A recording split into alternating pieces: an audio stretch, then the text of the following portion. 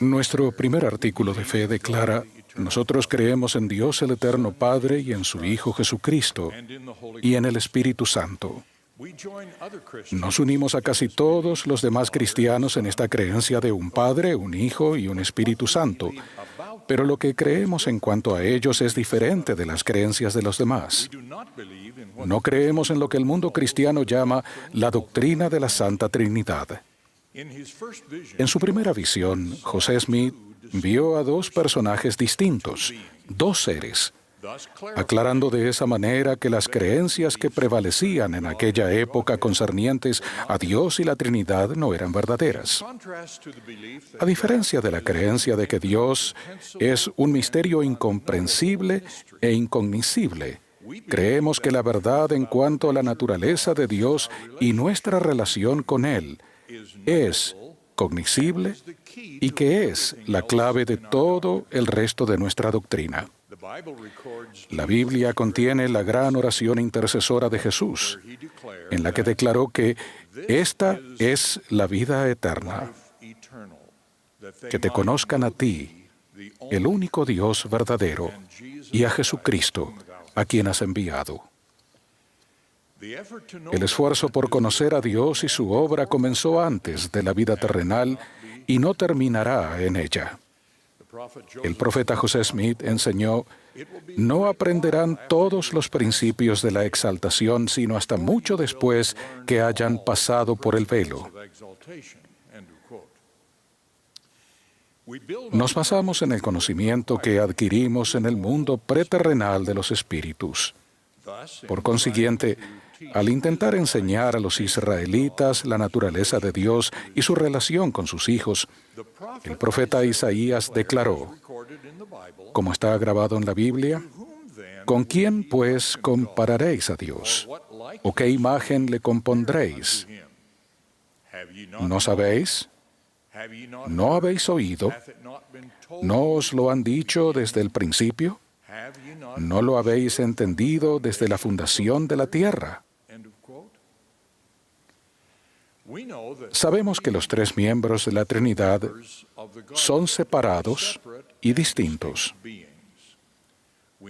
Y lo sabemos por la instrucción dada por el profeta José Smith, cuando dijo: el Padre tiene un cuerpo de carne y huesos, tangible como el del hombre. Así también el Hijo.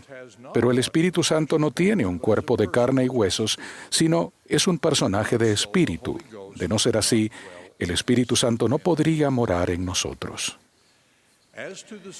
En cuanto a la posición suprema de Dios el Padre dentro de la Trinidad, así como las funciones correspondientes que cada uno desempeña, el profeta José Smith explicó: toda persona que haya visto los cielos abiertos sabe que allí hay tres personajes que tienen las llaves de autoridad y que uno de ellos lo preside todo.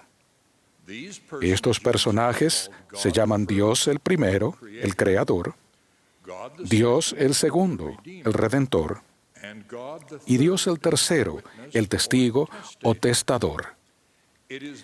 La providencia del Padre es presidir como el principal o presidente, con Jesús como mediador y el Espíritu Santo como testador o testigo. Comprendemos la relación que tenemos con los miembros de la Trinidad por medio de lo que se ha revelado en cuanto al plan de salvación. Preguntas como ¿de dónde venimos? ¿Por qué estamos aquí? ¿Y a dónde vamos?, se responden en lo que las Escrituras llaman el plan de salvación, el gran plan de felicidad o el plan de redención. El Evangelio de Jesucristo es fundamental en ese plan. Como hijos de Dios, procreados por Él como espíritus en una existencia previa a la terrenal, deseábamos alcanzar nuestro destino de la vida eterna, pero habíamos progresado tanto como podríamos progresar sin tener una experiencia terrenal con un cuerpo físico. A fin de proveer esa oportunidad, nuestro Padre Celestial presidió la creación de este mundo. en el que, privados de la memoria de lo que precedió a nuestro nacimiento terrenal, pudiéramos probar nuestra disposición de guardar sus mandamientos y tener experiencias y crecer por medio de otros desafíos de la vida terrenal. Pero en el transcurso de esa experiencia en la tierra y como resultado de la caída de nuestros primeros padres, sufriríamos la muerte espiritual al ser separados de la presencia de Dios. Seríamos manchados por el pecado y quedaríamos sujetos a la muerte física. El Padre del plan anticipó y proveyó maneras de superar todas esas barreras. Con conocimiento del propósito del gran plan de Dios, consideremos las funciones correspondientes que los tres miembros de la Trinidad tienen en ese plan. Comenzamos con una enseñanza de la Biblia. Al fin de la segunda carta a los Corintios, el apóstol Pablo hace esta referencia casi de paso en cuanto a la Trinidad del Padre, el Hijo y el Espíritu Santo. La gracia del Señor Jesucristo y el amor de Dios y la comunión o compañerismo del Espíritu Santo sean con vosotros todos.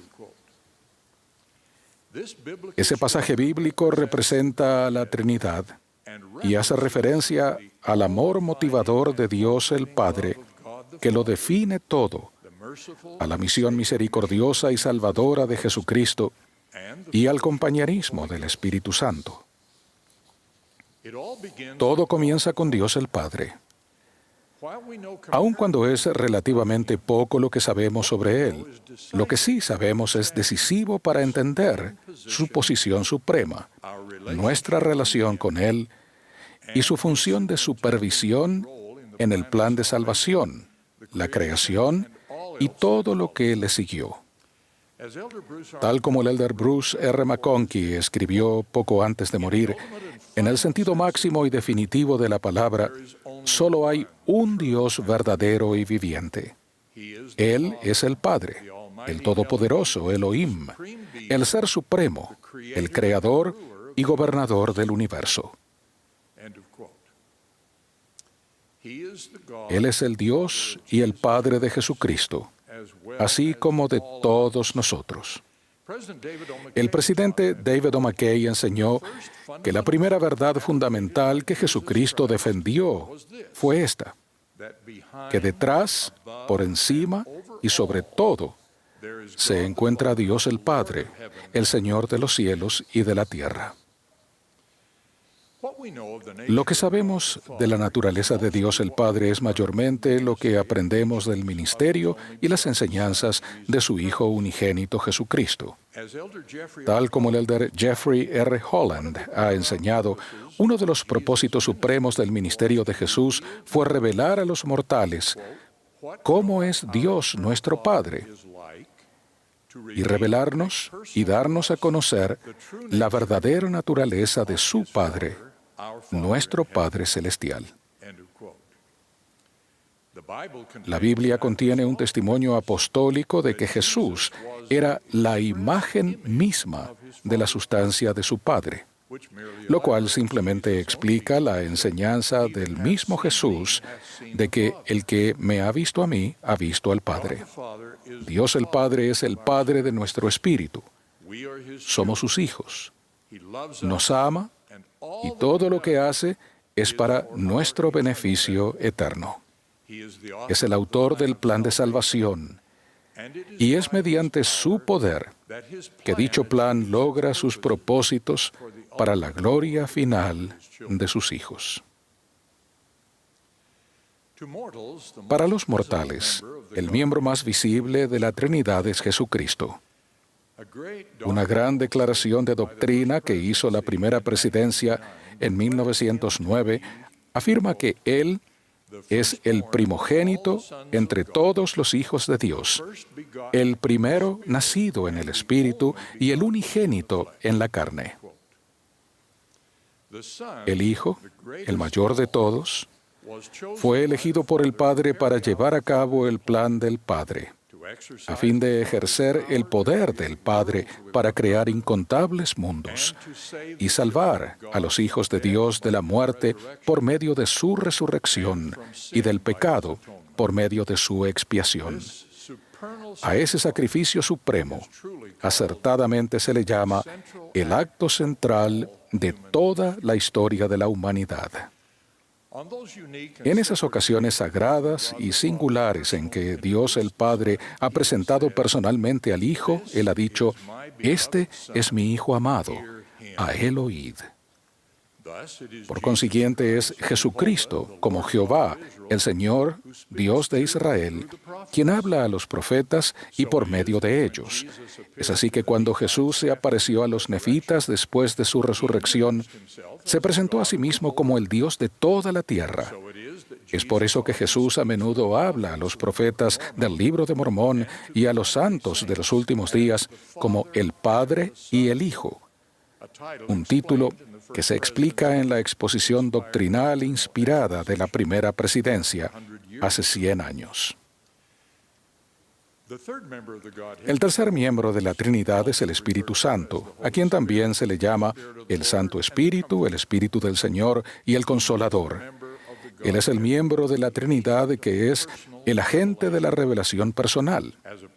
Como personaje de espíritu, puede morar en nosotros y llevar a cabo la función esencial de comunicador entre el Padre y el Hijo y los hijos de Dios en la tierra.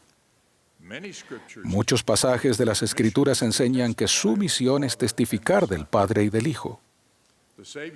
El Salvador prometió que el Consolador nos enseñará y recordará todas las cosas y que nos guiará a toda la verdad. De ese modo, el Espíritu Santo nos ayuda a discernir entre la verdad y la falsedad, nos guía entre nuestras decisiones más importantes y nos ayuda a sobreponernos a los desafíos de la vida terrenal.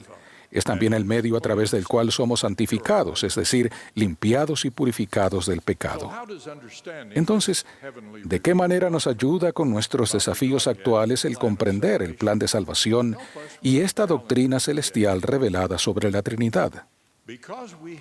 Gracias a que tenemos la verdad en cuanto a la Trinidad y nuestra relación con cada uno de sus miembros, en cuanto al propósito de la vida y la naturaleza de nuestro destino eterno, contamos con el mejor mapa y la mayor seguridad para nuestro paso por la vida terrenal. Sabemos a quién adoramos y por qué. Sabemos quiénes somos y lo que podemos llegar a ser. Sabemos quién hace que todo ello sea posible. Y sabemos lo que debemos hacer para gozar de las bendiciones supremas que se obtienen por medio del plan de salvación de Dios. ¿Cómo sabemos todo esto? Lo sabemos por las revelaciones de Dios a sus profetas y a cada uno de nosotros personalmente. Lograr lo que el apóstol Pablo describió como la medida de la estatura de la plenitud de Cristo requiere mucho más que adquirir conocimiento. No es siquiera suficiente para nosotros estar convencidos de la veracidad del Evangelio. Debemos actuar y pensar a fin de ser convertidos por medio de él. A diferencia de las instituciones del mundo que nos enseñan a saber algo, el plan de salvación y el Evangelio de Jesucristo nos desafían a llegar a ser algo. Tal como el presidente Thomas S. Monson nos enseñó en la última conferencia general, una parte fundamental del plan de salvación es nuestro Salvador Jesucristo. Sin su sacrificio expiatorio, todo estaría perdido. Sin embargo, no basta con simplemente creer en Él y en su misión. Es necesario que nos esforcemos y aprendamos, que escudriñemos y oremos, que nos arrepentamos y mejoremos. Es necesario que conozcamos las leyes de Dios y las vivamos. Es necesario que recibamos sus ordenanzas de salvación y únicamente si lo hacemos, obtendremos la felicidad verdadera y eterna. Desde lo más profundo de mi alma y con toda humildad, testifico del gran don que el plan de nuestro Padre Celestial es para nosotros. Es el único camino perfecto para tener paz y felicidad, tanto aquí como en el mundo venidero. Agrego mi testimonio al de nuestro amado profeta y presidente. En el nombre de su Hijo, declaro que tenemos un Padre amoroso, que tenemos el Espíritu Santo, y lo testifico en el nombre de Jesucristo, nuestro Salvador, que lo hace todo posible. En el nombre de Jesucristo. Amén.